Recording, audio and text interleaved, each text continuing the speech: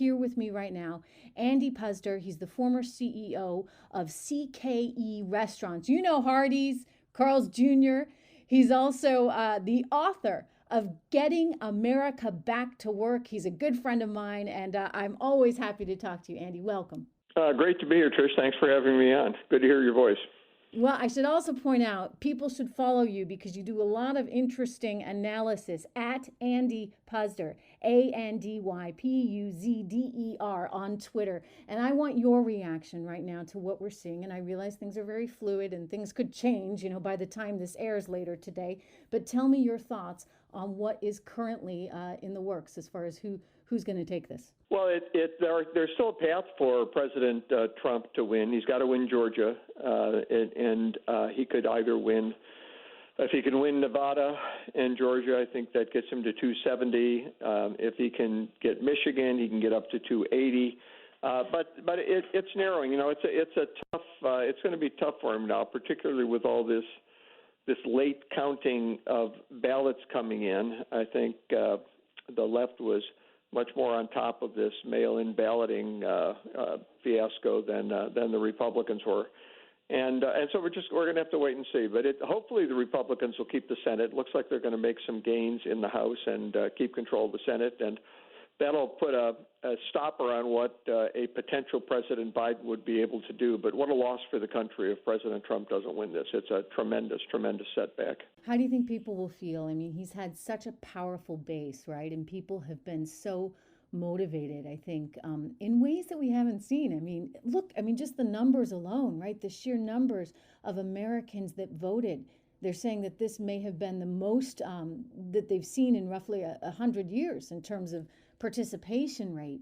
I mean, I think that's kind of cool, regardless of what side of the aisle you're on. We're seeing people, really embrace their civic duty, if you will. And I don't know, under a Joe Biden presidency, if you really have that same kind of enthusiasm. Yeah, clearly there isn't the enthusiasm for Biden that there was for Trump. Unfortunately, there was enthusiasm against him, too. Many people were very opposed to what he was doing, and I think they blame it on his personality, but the president. The president's actually a very good guy. I think that a lot of the criticism was media generated. Some of it he did to himself. He speaks out too much sometimes, but look, he's been defending himself since the day he took office from attacks from all sides, very powerful people attacking him, and I don't know how you put up with that kind of attack. He's a tough guy. I'm hopeful that the country can stay on track because he certainly got it on track, not only economically, but with respect to world events, peace in the Middle East, getting China more in line, protecting our national security and our economy. He's got us on the right track on so many things. I just hope, even if he doesn't prevail, that a President Biden wouldn't get us dramatically off track. Let me ask you about that because, I share similar concerns. Obviously, on the economic front, you've known me a long time, and I am a red-blooded American capitalist who actually does worry nonetheless. I mean, the limits of capitalism come into play when you look at the global economy, right, and our relationship with China.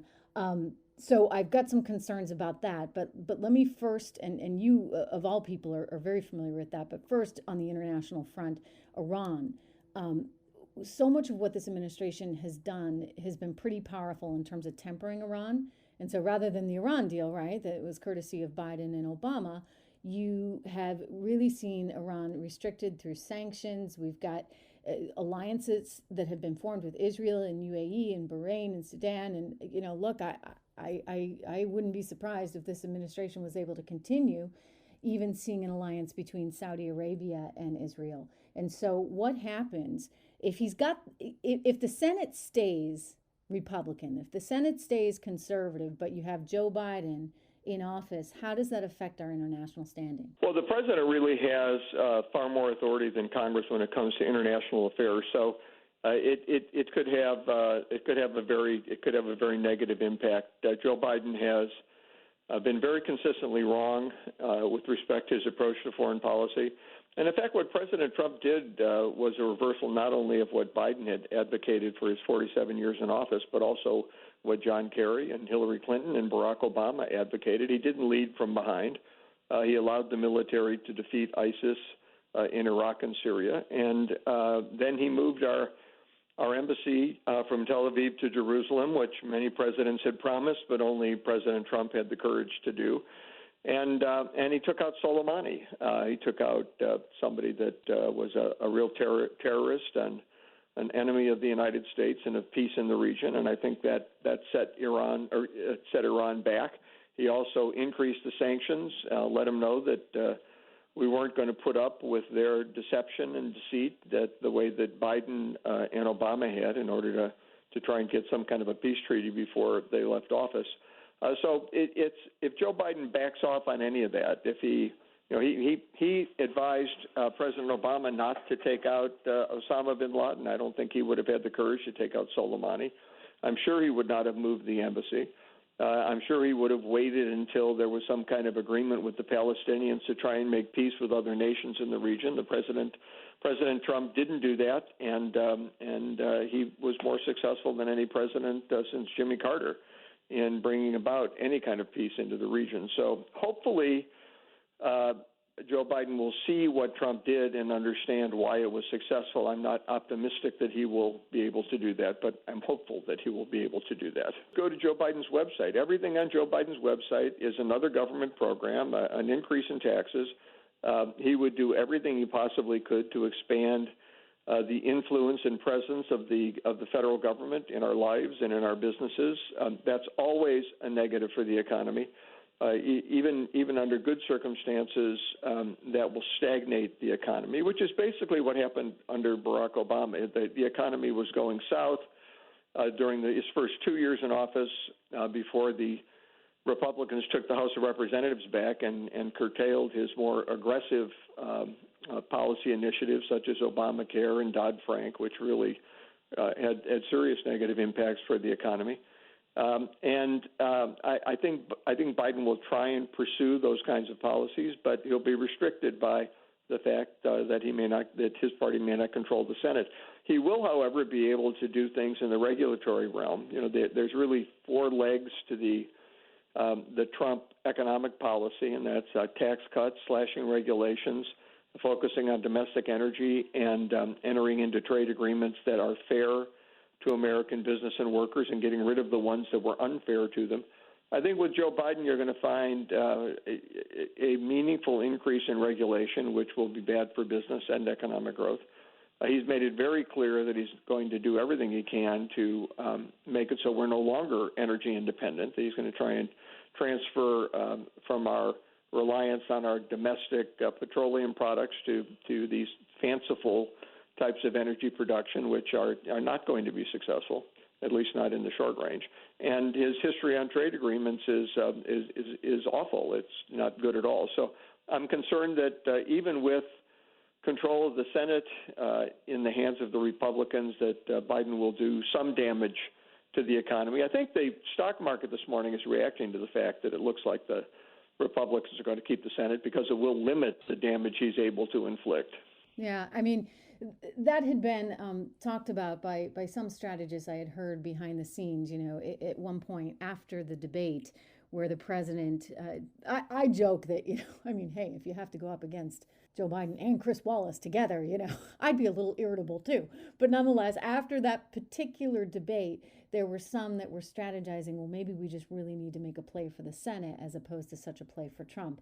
I think that would have been probably a poor thing to do, only because this president, like him or not, really generates some enthusiasm among the base. And so if you wanted to keep the Senate, you kind of needed that enthusiasm going hand in hand with the candidate that was for president. And yes, so it looks like the Republicans will keep the Senate. Therefore, that limits any kind of perhaps tax increases that would be problematic corporate-wise and individual-wise, you think, Andy? Yeah, I don't think if we keep the Senate, it's going to be very difficult for him to implement the kind of horrific tax policy that he's been pursuing, particularly now as we're getting the information for the real impact of the Tax Cuts and Jobs Act. And I had an article out on Fox Business last week on this.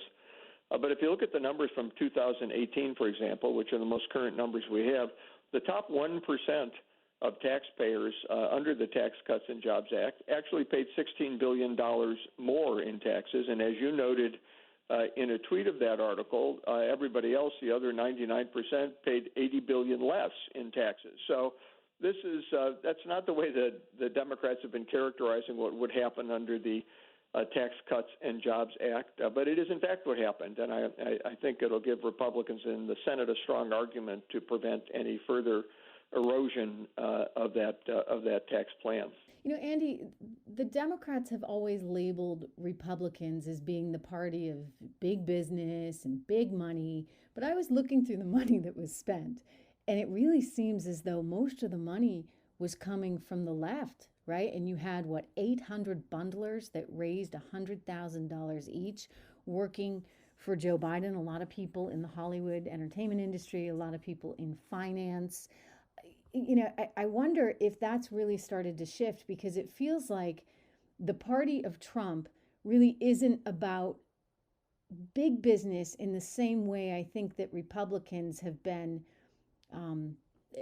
sort of tarred and feathered for that in the past. I get the sense that it's more about sort of small business and really making sure that if it is about big business, right, that those big businesses keep the jobs here to benefit Americans.